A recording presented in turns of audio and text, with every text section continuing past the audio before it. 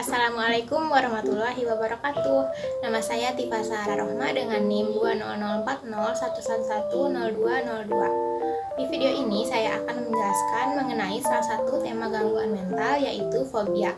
Video ini saya buat untuk memenuhi tugas UTS Psikologi Klinis yang diampu oleh Ibu Dr. Intri Rahayu, MSI PSI. Oke, kita langsung aja yuk ke materinya.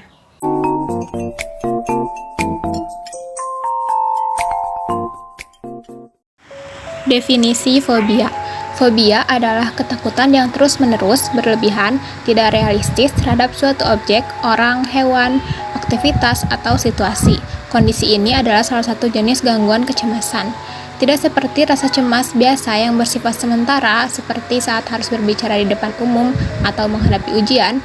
Fobia adalah kondisi permanen yang menyebabkan reaksi fisik dan stres psikologis. Penyakit mental ini dapat mempengaruhi kemampuan bekerja atau berinteraksi dalam lingkungan sosial yang normal. Pasalnya, orang yang mengalami kondisi ini akan mencoba menghindari hal-hal yang memicu rasa takut atau menahannya dengan kecemasan yang besar. Jenis-jenis fobia. Dikutip dari Harvard Health Publishing, secara garis besar jenis-jenis fobia diantaranya spesifik fobia atau fobia sederhana, fobia sosial, dan agorafobia. Fobia spesifik biasanya dialami oleh seseorang yang memiliki rasa takut yang berlebihan pada hewan, benda, situasi, atau kegiatan tertentu. Umumnya, fobia sederhana ini terbentuk saat masih kecil atau remaja dan akan berkurang saat beranjak dewasa.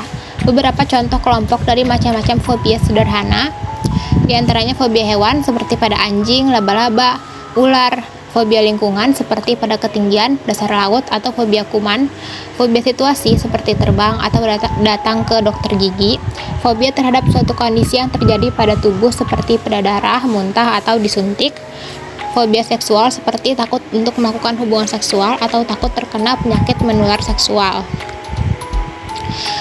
Selanjutnya, fobia sosial.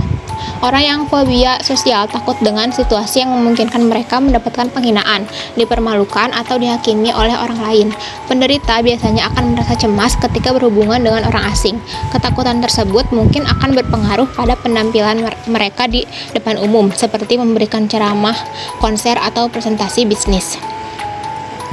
Salah satu dari macam-macam atau jenis-jenis gangguan mental ini mungkin diturunkan dalam keluarga. Orang yang malu dan suka menyendiri saat masih kecil bisa mengalami gangguan ini. Pengalaman tidak menyenangkan atau negatif juga menambah resiko mengalami fobia sosial. Yang ketiga, agorafobia. Agorafobia merupakan salah satu dari macam-macam atau jenis-jenis fobia yang ditandai dengan ketakutan berada di ruang publik, di mana penderita biasanya akan merasa kesulitan dan malu jika pergi atau meninggalkan tempat secara mendadak. Seseorang dengan kondisi ini mungkin akan menghindari bioskop, konser, atau bepergian dengan bis atau kereta. Banyak orang dengan agorafobia juga mengalami gejala gangguan panik. Gejala gangguan panik ini antara lain ketakutan terus-menerus dan gejala fisik tidak nyaman seperti gemetar, jantung berdebar, dan berkeringat. Penyebab fobia. Fobia disebabkan oleh faktor genetik dan lingkungan. Seseorang lebih berisiko mengidap fobia jika ada anggota keluarga yang mengalami gangguan kecemasan. Peristiwa traumatis seperti tenggelam, digigit hewan, terjebak dalam lift, dan lainnya juga bisa menyebabkan fobia. Gejala fobia. Fobia tak hanya ditandai dengan gejala psikis seperti rasa takut saja, sebab fobia juga bisa menyebabkan pengaruh pada kondisi fisik. Beberapa gejala fisik yang bisa dialami pengidap fobia diantaranya disorientasi atau bingung, pusing dan sakit kepala, dada terasa sesak dan nyeri, sesak nafas, detak jantung meningkat, tubuh gemetar dan berkeringat, telinga berdengung, sensasi ingin selalu buang air kecil, dan mulut terasa kering. Seberapa umumkah fobia? Kebanyakan fobia dimulai pada saat pubertas, tetapi fobia binatang, darah, badai, dan air biasanya dimulai saat kanak-kanak. Wanita lebih sering menderita fobia dibanding laki-laki. Diagnosis fobia. Untuk mendiagnosis fobia, dokter akan melakukan wawancara medis seputar gejala yang dirasakan oleh pengidapnya. Gejala ini nantinya akan disesuaikan oleh dokter, mengarah atau tidaknya pada kondisi fobia. Di samping itu, untuk menegakkan diagnosisnya, dokter juga akan bertanya seputar riwayat penyakit yang pernah dialami pengidapnya, termasuk penyakit kejiwaan, kehidupan sosial pasien, hingga riwayat penggunaan obat-obatan. Pengobatan fobia. Untuk mengatasi fobia, biasanya dokter akan menggunakan obat-obatan dan psikoterapi. Psikoterapi bisa berupa terapi exposure untuk mengubah sudut pandang terhadap subjek atau situasi menakutkan, dan cognitive behavioral therapy atau CBT yang menggabungkan terapi exposure dengan terapi lain. CBT lebih ditekankan pada cara mengendalikan pikiran dan perasaan. Selain itu, pengobatan fobia juga bisa melalui pemberian obat-obatan yang diharapkan mampu mengurangi gejalanya. Pencegahan fobia. Sebenarnya belum ada cara yang ampuh untuk mencegah fobia, namun bila memiliki fobia spesifik, contohnya, cobalah pertimbangkan untuk meminta bantuan ahli psikologis apabila jika pengidapnya sudah memiliki anak. Pasalnya, faktor genetika cenderung berperan dalam pengembangan fobia spesifik. Di samping itu, seorang anak yang berulang kali melihat reaksi fobia orang tuanya bisa terpengaruh atau mengembangkan fobia spesifik pada dirinya.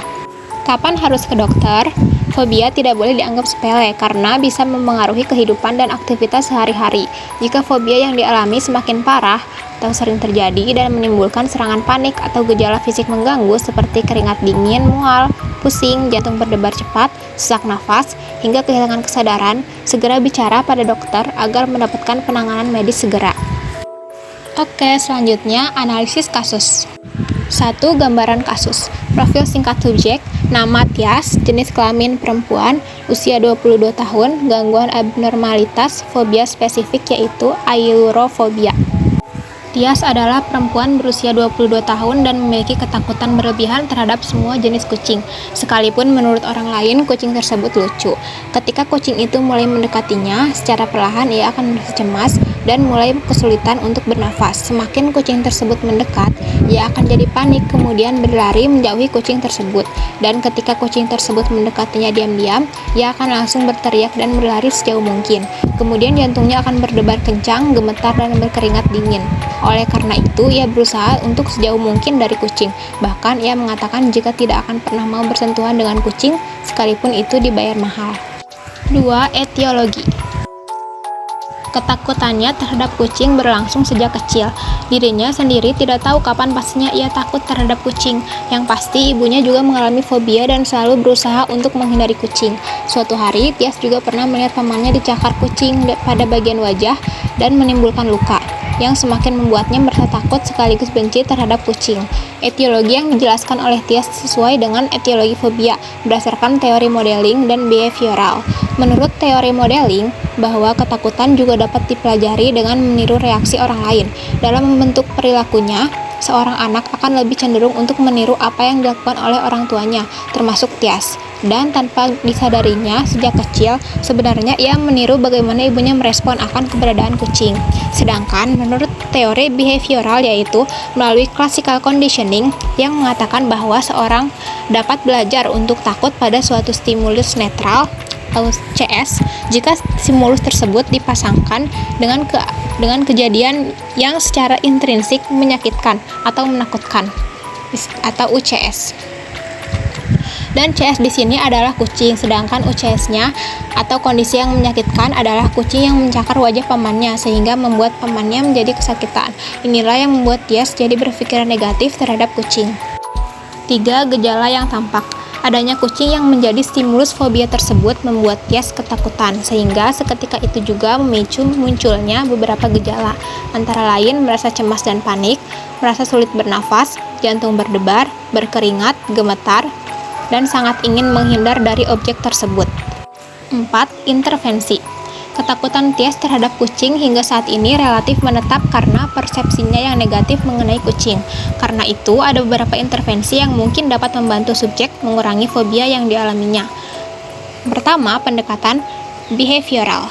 Berdasarkan pendekatan ini, teknik modeling dan operant conditioning dirasa cukup sesuai dengan kondisi subjek. Pada teknik modeling, subjek dapat diperlihatkan dengan cara orang lain menyikapi kucing yang mendekat padanya, bagaimana sebaiknya memposisikan diri, dan bagaimana memperlakukan kucing agar tidak marah atau mencakar. Sedangkan pada operant conditioning, subjek dapat didorong untuk dapat mendekati objek nyata yang ditakutinya dan diberi hadiah meskipun pendekatannya pada objek tersebut sangat minim. Yang kedua, pendekatan kognitif. Dengan pendekatan ini, orang-orang di sekitar subjek dapat membantu subjek, ibunya juga bila perlu, untuk mengabaikan rasa takutnya dengan cara menghapuskan keyakinan irasional subjek yang berlebihan tentang kucing. Oke, sekian materi mengenai fobia dan juga analisis kasus klinisnya. Terima kasih yang sudah menonton sampai akhir. Wassalamualaikum warahmatullahi wabarakatuh.